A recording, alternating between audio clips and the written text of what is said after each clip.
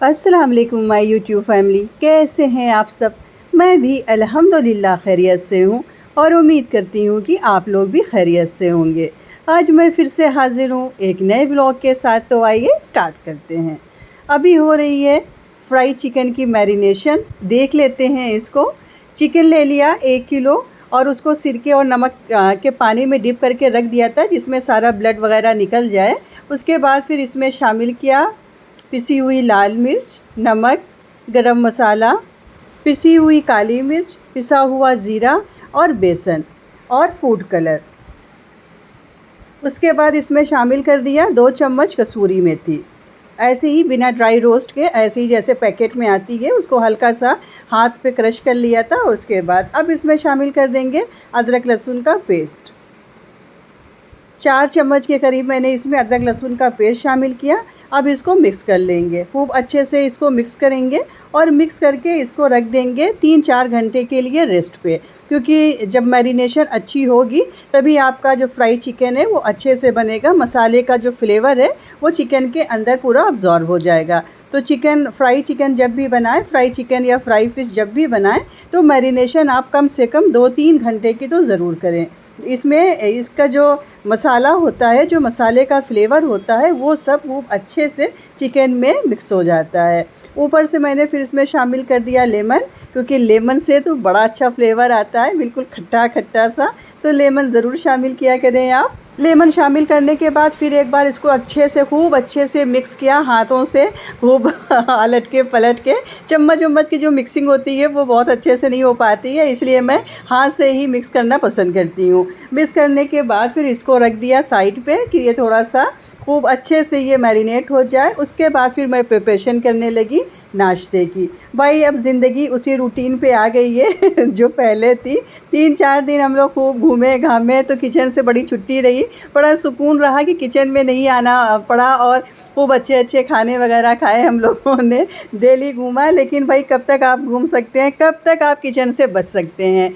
हम जो kitchen queen हैं, हम जो लेडीज़ हैं, ये किचन से हम लोगों को छुट्टी नहीं मिल सकती है। चाहे ईद हो, चाहे बकरा ईद हो, कुछ भी हो, अगर कोई फेस्टिवल होता है तब तो किचन में और काम बढ़ जाता है। उस वक्त तो किचन में ज़्यादा टाइम देना पड़ता है, यानी अगर कोई भी त्यौहार है अगर, तो वैसे तो किचन में कम टाइम दिया जाता है, लेकिन हाँ, जाना है किचन में। बिना किचन के हम लेडीज़ का, हम किचन क्वीन का गुजारा नहीं है।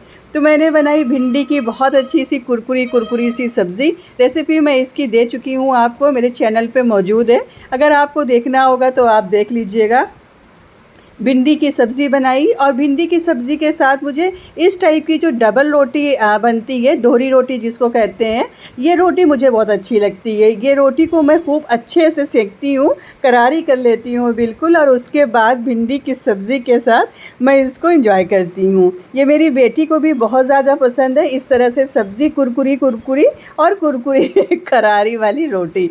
नाश्ता कर लिया हम लोगों ने, लेके आ गए, मैं अपनी भी लेके आ गई और यशब को भी दे दिया। हम दोनों लोग मिलके नाश्ता करेंगे। इब्ने को भाई सब्ज़ी बिल्कुल नहीं पसंद है, सब्ज़ी दाल इब्ने को बिल्कुल भी नहीं पसंद है। और सब्ज़ी तो हस्बैंड खा लेते हैं, हस्बैंड को दाल भी बिल्कुल नहीं पसंद है। वो भी दाल बहुत कम खाते हैं और बड़ी मुश्किल से खाते हैं, कभी जैसे खा लिया और वो उसमें भी हस्बैंड की जो फेवरेट दाल है वो है काली मसूर की और पीली मूंग की वो सूखी सूखी वाली दाल पसंद करते हैं, और काली मसूर भी खा लेते हैं। अरहर की दाल तो उनको बिल्कुल भी नहीं पसंद है। अरहर की दाल की स्मेल से उनको जैसे कि एलर्जी है। कभी कभी जब मैं घर में अरहर की दाल बनाती हूँ तो वो मुझसे आके पूछते हैं कि अरहर की दाल बनाई है क्या। तो मैं खुश हो जाती हूँ कि हो सकता है कि हस्बैंड को आज मन हो हस्बैंड का खाने का, तो वो खुश हो गए हैं। लेकिन वो फिर कहते हैं, बड़ा सुस्त हो के कहते हैं, हाँ नीचे तक उसकी स्मेल आ रही है तो दाल कमी बनती है, और बनती भी है तो चने की और मसूर की और पीली मूंग की।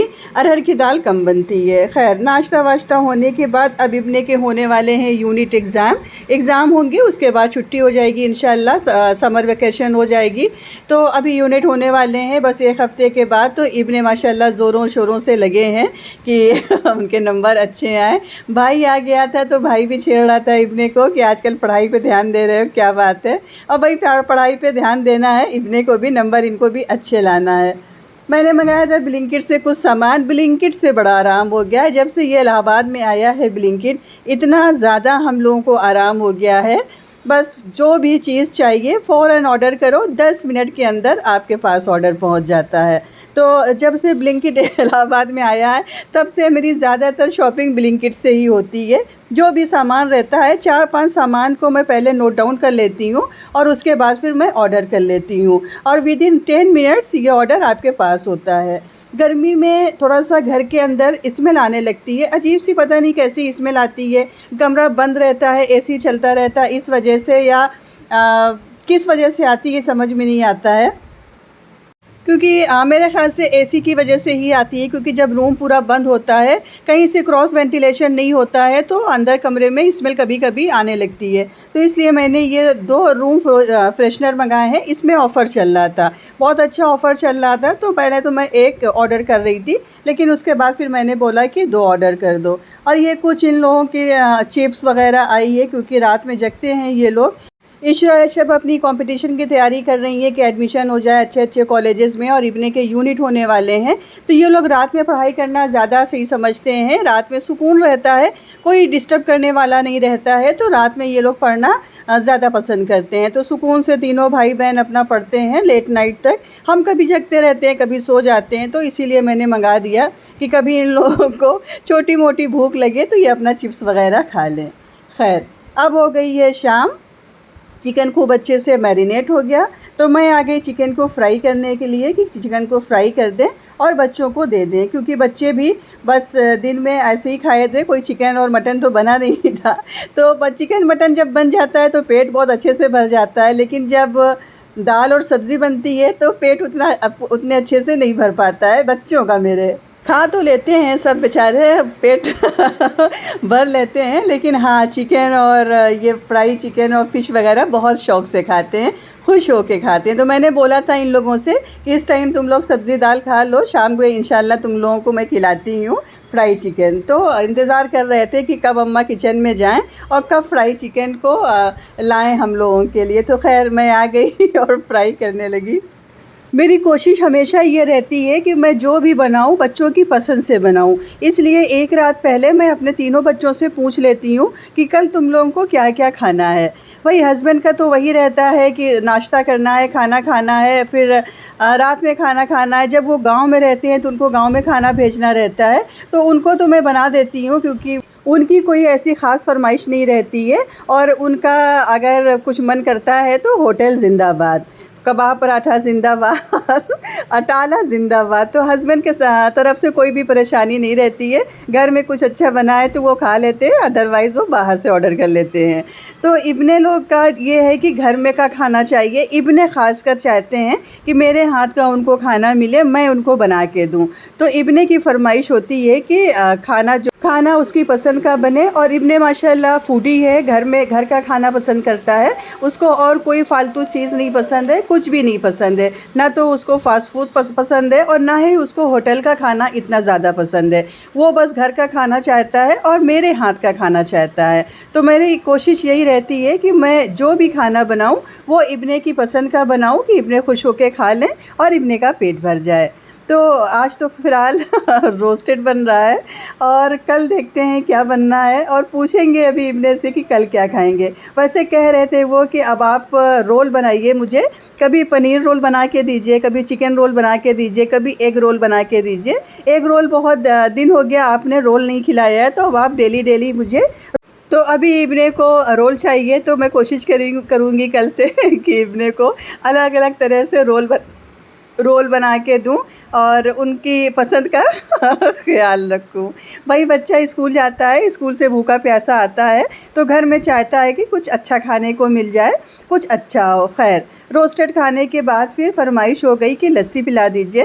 लस्सी पसंद है इन लोगों को, तीनों बच्चों को पसंद है लस्सी। मैं भी पीती हूँ, मुझे भी पसंद है। और आजकल गर्मियों में तो लस्सी और मैंगो शेक, बनाना शेक, कोई भी शेक मिल जाए तो मज़ा आ जाता है, बिल्कुल तरावट मिल जाती है बॉडी को। तो मैं बनाने लगी लस्सी। बहुत सिंपल सी रेसिपी है। बस दही ले लीजिए, उसमें ऐड कर दीजिए चीनी, थोड़ा सा रूह अफ़ज़ा और बर्फ़ के 3-4 क्यूब्स आप ऐड करके इसको अच्छे से मिक्सी जार में चला लीजिए और गिलास उसके बाद फिर इसको ट्रांसफ़र कर दीजिए। ज़्यादा ठंडा पीना है तो गिलास में बर्फ़ डालिए, अदरवाइज़ आप ऐसे ही निकाल के दे दीजिए। थोड़ा-सा गिलास को मैं डेकोरेट कर लेती हूँ इस तरह से, देखने में बहुत अच्छा लगता है। तो जब चीज़ें देखने में अच्छी लगती हैं तो खाने में तो और भी अच्छी लगती हैं। बन गई लस्सी, अब सर्व कर दूँगी मैं सबको। तो फ्रेंड्स, ये था मेरा आज का व्लॉग। मैं उम्मीद करती हूँ कि आप लोगों को पसंद आया होगा। पसंद आया हो तो लाइक ज़रूर करिएगा और कमेंट ज़रूर करिएगा। मिलते हैं आपसे नेक्स्ट व्लॉग में कुछ नई रेसिपी के साथ। तब तक अपना ख़्याल रखिए, अपनों का ख़्याल रखिए, मुझे दुआओं में याद रखिए। खुश रहिए। अल्लाह हाफ़िज़। बाय।